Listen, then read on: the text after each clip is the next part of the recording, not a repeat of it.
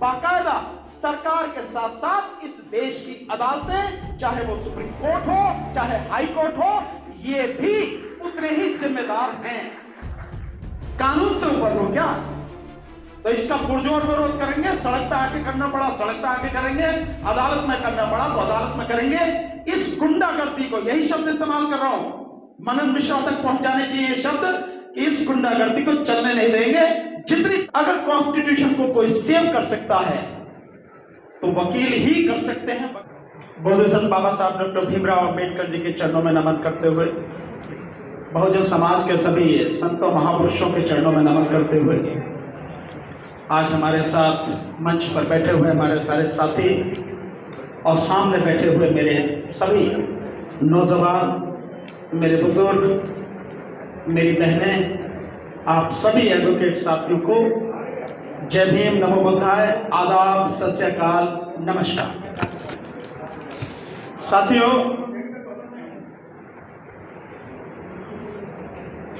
मैं हमेशा से लोगों को समझाने का प्रयास करता हूं कि राजनीति को समझो।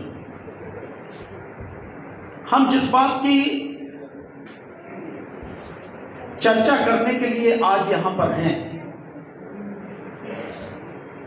उसमें मीडिया की जरूरत नहीं थी।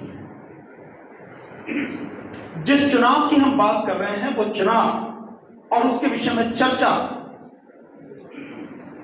जो संबंधित लोग हैं सिर्फ उन्हीं के बीच में बहुत तरीके से पहले होनी थी, उसके बाद में उसकी रणनीति बना के लोगों को बताना था, एक एक साथी को टच करना था। मुझे दुख के साथ कहना पड़ रहा है कि जो हो रहा है मैं इससे सहमत नहीं हूं। ऐसे होना चाहिए, ऐसे नहीं होना चाहिए। जो लोग आज तक सत्ता पर काबिज हैं, अगर आप वकीलों की सत्ता की बात करो, चाहे वो बार एसोसिएशन के इलेक्शन हो, चाहे बार काउंसिल के हो, कभी देखा उन्होंने ऐसी मीटिंग की हो? मीडिया बुला, उनकी मीटिंग कब हो जाती है, क्या डिसाइड हो जाता है, कहां हो जाती है, हवा भी नहीं लगती। लेकिन हम किस तरह से मीटिंग कर रहे हैं आपके सामने, तो मैं इससे सहमत नहीं। हालांकि मैं इस बात से सहमत हूं कि महमूद पराचा जैसा व्यक्ति निश्चित रूप से राजनीति में आना चाहिए और वहां बैठना चाहिए जहां पे ताकत है, तो उनको जिता के भेजना आपकी जिम्मेदारी बनती है, हम सबकी जिम्मेदारी बनती है। मैं इससे सहमत हूं। इसके विषय में क्या रणनीति रहेगी, मैं यहां इस पर कोई चर्चा नहीं करूंगा। दूसरा, मैं उस बात का विरोध करता हूं जो बार काउंसिल ऑफ इंडिया के चेयरमैन ने अपने आप ही रेजोल्यूशन पास करके कि बार काउंसिल की जो इलेक्शन है 2 साल के लिए टाले जाए। तुम्हारे पिताजी की संस्था भैया क्या है ये? तुम्हारी जागीर है क्या? जो हुकूमत चलाओगे, जो पास कर दोगे वही सब कुछ हो जाएगा? तुम भी कोर्ट से ऊपर हो क्या? लोकतंत्र से ऊपर हो क्या? कानून से ऊपर हो क्या? तो इसका पुरजोर विरोध करेंगे। सड़क पे आके करना पड़ा सड़क पे आके करेंगे, अदालत में करना पड़ा तो अदालत में करेंगे। इस गुंडागर्दी को, यही शब्द इस्तेमाल कर रहा हूं, मनन मिश्रा तक पहुंचाने चाहिए ये शब्द कि इस गुंडागर्दी को चलने नहीं देंगे। जितनी ताकत हो रोकने की कोशिश करेंगे। समय पर होने हैं, समय पर ही कराएंगे। जैसे बाकायदा हमारे यहां हमारी सुप्रीम कोर्ट बार के चुनाव हर साल निश्चित समय पर होते हैं, इसी तरह से होना है। लेकिन जिनको सत्ता की हवस होती है ना, उनके लिए एक बार बैठ जाओ। वो कहते हैं गाना जो है मनोज कुमार साहब की फिल्म के यादगार का, वोट लिया और खिसक गया, जब कुर्सी से चिपक गया तो फिर उसके बाद वो जो स्थिति है ना, तो 2 साल के लिए आप बढ़ा रहे हैं, कोई आपको अधिकार नहीं, वो होने नहीं देगा। अब मैं इससे अलग हटके जिस पर चर्चा है वो मैं आपके सामने रखूंगा। साथियों, जहां तक कॉन्स्टिट्यूशन को सेव करने वाली बात है, आप इस बात से सहमत होंगे कि कॉन्स्टिट्यूशन को सेव करने में अगर किसी की सबसे अच्छी भूमिका, सबसे महत्वपूर्ण भूमिका हो सकती है, अगर कॉन्स्टिट्यूशन को कोई सेव कर सकता है तो वकील ही कर सकते हैं, वकीलों के अलावा कोई नहीं कर सकता। क्योंकि वही जानते हैं कि कानून क्या है, इससे कैसे लड़ा जा सकता है, कैसे इससे बचाया जा सकता है और लोगों को उनका हक कैसे दिलाया जा सकता है।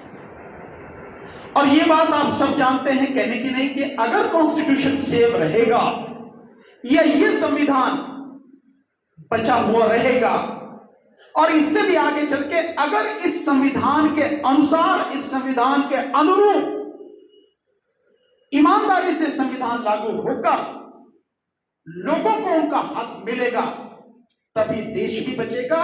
अन्यथा संविधान खत्म तो आप समझ लीजिए आप सबके अधिकार खत्म है। मुझे इस बात को कहने में दुख नहीं है, इतनी बड़ी वकीलों की आबादी है पूरे देश में। आपने कहीं से आवाज उठती देखी वकीलों को लड़ते हुए देखा? छोड़ दीजिए महमूद पराचा जैसे लोग, कुछ 2, 4, 6 लोग अगर हो तो किसी और की आवाज उठते देखी है? आपने सुप्रीम कोर्ट के, हाई कोर्ट के वकीलों की आवाज कहीं उठती देखी है? उनकी आंखों के सामने लोकतंत्र खत्म हो रहा है। और जब सुप्रीम कोर्ट के 4 जजेस आके ये बात कहें तो फिर किसी और को तो कहने की जरूरत ही क्या है, सबके सामने खत्म हो रहा है। और इस कॉन्स्टिट्यूशन को खत्म करने में, इस लोकतंत्र को खत्म करने में बाकायदा सरकार के साथ साथ इस देश की अदालतें, चाहे वो सुप्रीम कोर्ट हो चाहे हाई कोर्ट हो, ये भी उतने ही जिम्मेदार हैं, लगातार उसको खत्म कर रहे हैं, लेकिन आवाज नहीं उठती। पर जब आवाज उठती है तो उसका परिणाम भी आप देखते हैं, वो हमेशा सुखद ही होता है, आपके हक में भी होता है। प्रशांत भूषण साहब का मसला आपको मालूम है? प्रशांत भूषण साहब वाले में जब उनके खिलाफ में कंटेम्प्ट चली, बात आगे बढ़ी, सुप्रीम कोर्ट बहुत ज्यादा अपने आप को एग्रेसिव लेके चल रही थी, पर जब वकीलों ने इकट्ठे होके आवाज उठाई, चिट्ठी लिखी, तो सुप्रीम कोर्ट को अपने आप को बचाना भारी पड़ गया और अपनी इज्जत को बचाते हुए जैसे तैसे मामले को रफा दफा किया। और एक जो दूसरा मुकदमा था जिसमें सारे जो 8-9 चीफ जस्टिस थे, जिनके खिलाफ बाकायदा सबूतों सहित प्रशांत भूषण जी ने सारी जवाब दे रखा था, उसको तो फिर छेड़ा ही नहीं। यही स्थिति हुई ना। अगर हम लोग आवाज उठाएंगे, इस देश में किसी की ताकत नहीं है कि हमारी आवाज को कोई सुने नहीं और कोई हमारी आवाज दबा सके। लड़ना तो हमें ही पड़ेगा। इसलिए साथियों, हमने एक प्रयास शुरू किया है। मेरे बड़े भाई महमूद पराचा जी ने आपके सामने उसका बताया। हम राष्ट्रीय स्तर पर एक वकीलों का, और बहुत स्पष्ट कर देना चाहता हूं, इसमें किसी को संशय नहीं होना चाहिए, बहुजन समाज के वकीलों का राष्ट्रीय स्तर से लेकर तहसील स्तर तक, सुप्रीम कोर्ट, हाई कोर्ट से लेकर डिस्ट्रिक्ट अदालत तक एक नेशनल लेवल पे संगठन बनाने का प्रयास कर रहे हैं और हमने उसके लिए काम शुरू भी कर दिया है। इसकी पहली मीटिंग लखनऊ हाई कोर्ट के साथियों के साथ में हुई और लगातार और भी साथियों के साथ में हो रही है। बाकायदा इसका एक कॉन्स्टिट्यूशन हम लोग बना रहे हैं, क्योंकि हम सब अगर संविधान की बात करते हैं, लोकतंत्र की करते हैं, तो सारी चीजें हम सबके सामने बिल्कुल ब्लैक एंड व्हाइट में होनी चाहिए, क्लियर होनी चाहिए। हमने अपनी तरफ से सोच समझ के जो कोशिश की, क्यों बना रहे हैं, किस लिए जरूरी है। बहुजन समाज का आप समझते हैं, बहुजन समाज का मतलब है SC, ST, OBC और माइनॉरिटी। और माइनॉरिटी में भी बिल्कुल क्लियर कर देना चाहता हूं, ये मैसेज जाना चाहिए पूरे देश में, पूरी दुनिया में। मुझे इसमें कोई जरा भी झिझक नहीं है इस मैसेज को वहां तक पहुंचाने में। माइनॉरिटी में मुस्लिम, सिख, ईसाई, बौद्ध, यही माइनॉरिटी में है, बाकी किसी से हमें कोई लेना देना नहीं है। बहुत सिंपल सा है, हर किसी को क्लियर होना चाहिए, क्योंकि बाकी सबके पास में सत्ता सब उन्हीं की है, केंद्र में सरकार उन्हीं की, सारे मंत्री उनके, सब कुछ उनके हाथ में है, सारी संवैधानिक संस्थाएं उनके हाथ में हैं, सुप्रीम कोर्ट उनके हाथ में है, हाई कोर्ट उनके हाथ में है, डिस्ट्रिक्ट कोर्ट उनके हाथ में है, सारे अटॉर्नी जनरल और ये वो जितने भी सारी चीजें होती हैं, एक एक चीज उनके हाथ में है। ईडी उनके हाथ में, सीबीआई उनके हाथ में, इनकम टैक्स उनके हाथ में, इलेक्शन कमीशन उनके हाथ में, मतलब जिसकी भी बात करो, सब कुछ उनके हाथ में है। उनके पास अपनी संस्थाएं हैं, अपनी पार्टियां हैं, अपने संगठन हैं, वो हर तरह से मजबूत हैं। हम केवल बहुजन समाज के लिए काम करने की बात कर रहे हैं, बहुत स्पष्ट होना चाहिए। क्यों इसके लिए जरूरत पड़ी, वो मैं आपको, जो हमने कुछ चीजें लिखी जिसकी वजह से हम जो चाहते हैं कि ये होना चाहिए, आप भी उसको बताएंगे कि क्या वो सही है या इसमें कुछ और जोड़ा जा सकता है या कुछ घटाया जा सकता है, उसके विषय में मैं बात। हमने ये रखा है कि भाई इसका नाम इंडियन नेशनल लॉयर्स फोरम होना चाहिए, जिसको हिंदी में कहे भारतीय राष्ट्रीय अधिवक्ता मंच, या नेशनल डेमोक्रेटिक लॉयर्स फ्रंट होना चाहिए, जिसको हिंदी में कहते हैं राष्ट्रीय लोकतांत्रिक अधिवक्ता मोर्चा। कोई और भी नाम हो सकता है, सब साथियों की सहमति से जो बढ़िया नाम हो वो डिसाइड किया जाएगा। इसके लक्ष्य उद्देश्य क्या हैं? हम हर जगह से हटाया जा रहा है। इस देश में जो आज की व्यवस्था चल रही है, हर जगह से हमारे अधिकारों को खत्म किया जा रहा है। हमको कहीं भी पहुंचने देने से रोकने की सारी व्यवस्था की जा रही है, और अदालतें इस मामले में पूरी तरह से सरकार के साथ में है, चाहे केंद्र सरकार हो चाहे राज्य सरकार। इसलिए इकट्ठा होना पड़ेगा और इकट्ठे होकर लड़ना पड़ेगा। तो 7 उद्देश्य हमने इसके रखे।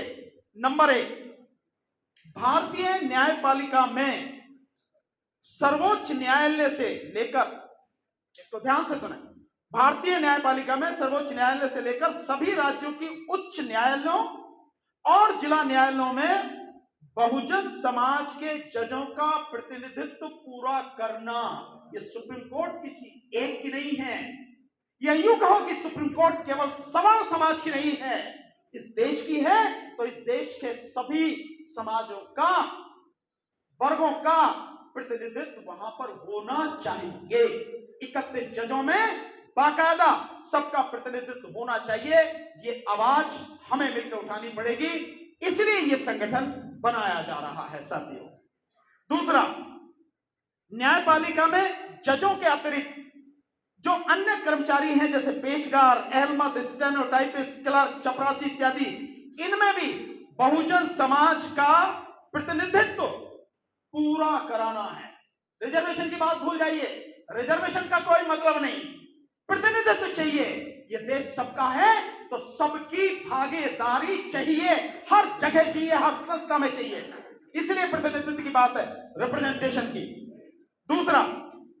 तीसरा, सभी न्यायालयों में नियुक्त होने वाले शासकीय अधिवक्ताओं, डीजीसी जैसे स्टेट में होते हैं, और एपीपी, कानून मंत्रालय और विभिन्न सरकारी विभागों में बहुजन समाज के अधिवक्ताओं का प्रतिनिधित्व होना चाहिए।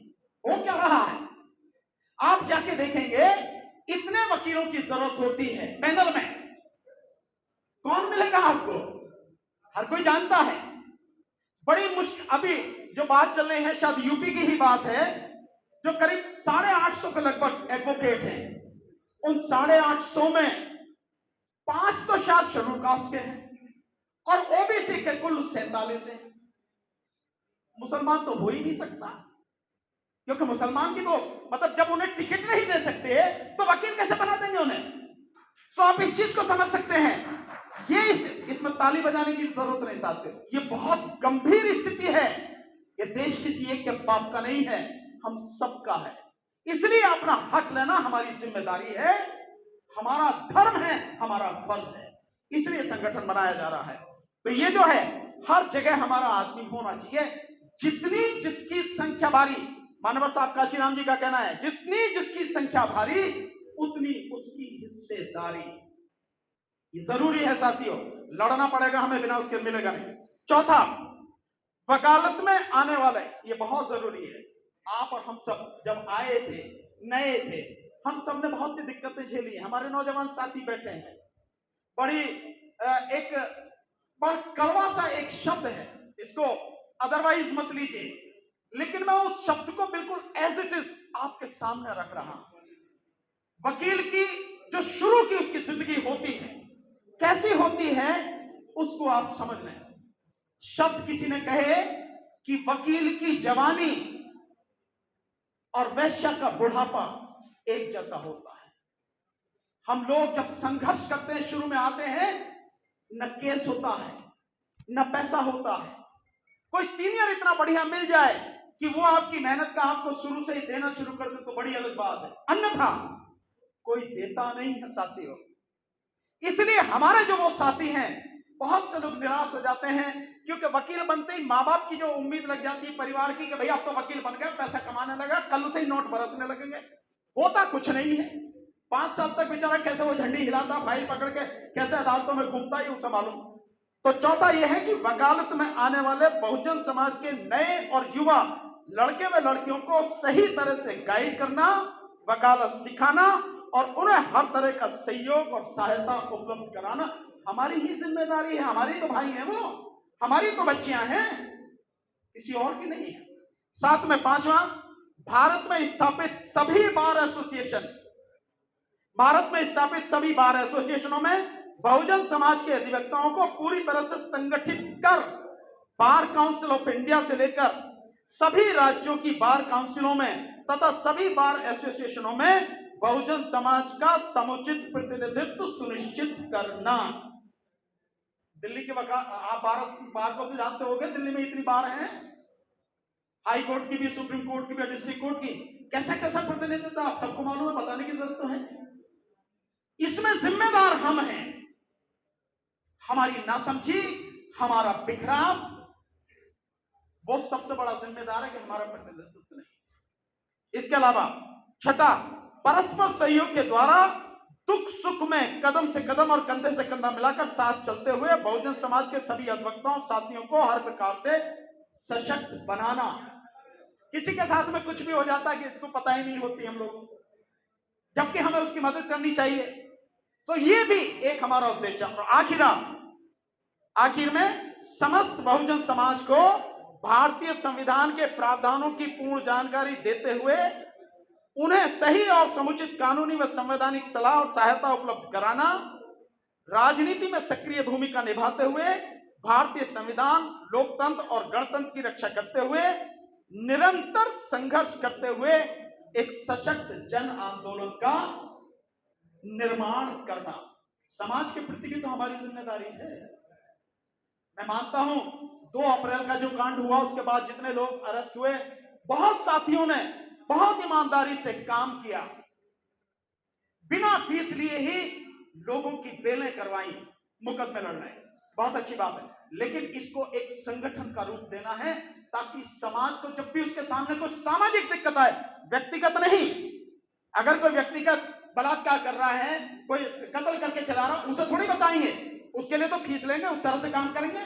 लेकिन सामाजिक अगर किसी के साथ में दिक्कत है, जैसे दिल्ली दंगे हुए, जैसे 2 अप्रैल वाला कांड हुआ, इनमें इस तरह के जो मसले हैं, हमें समाज का साथ देना है। उसको पता होनी चाहिए कि ऊपर से लेकर नीचे तक ये टीम है जो समाज के लिए लड़ेगी।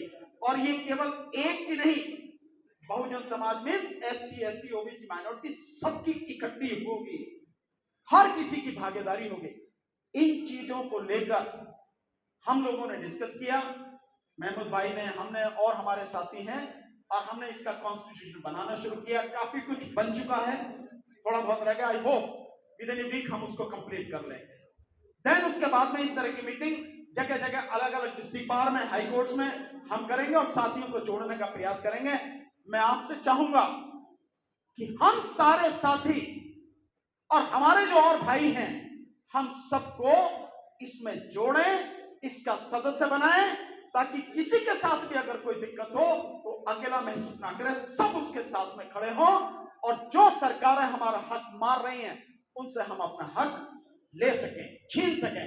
मैं मांगने की बात नहीं करता, मांगना किससे, हम इतनी बड़ी ताकत में हैं, हम अपनी ताकत को पहचाने, लड़ें और छीन लें, उसके लिए हम काम कर रहे हैं। तो ये सारी चीजें हैं, हाँ ये सारी चीजें, बस मेरा काम खत्म हो गया, तो इसके लिए हम लोग काम कर रहे हैं, और बाकी जो और सारी चीजें हैं मिलके करेंगे। मैं अपने साथियों से एक बात कहना चाहूंगा, साथियों, जब से दिल्ली बार काउंसिल बनी है, हमारा एक भी साथी बार काउंसिल में पहुंचा नहीं है। इस बार पहुंचाना है, चाहे कुछ भी करना पड़े, इस बार पहुंचाना है। ये तय कर लेना है, इसी हिसाब से काम करना है। आपने मुझे समय दिया, सम्मान दिया, बोलने का मौका दिया, आपका बहुत बहुत शुक्रिया। जय भीम, जय भारत, नमो बुद्धाय, आदाब, सत श्री अकाल।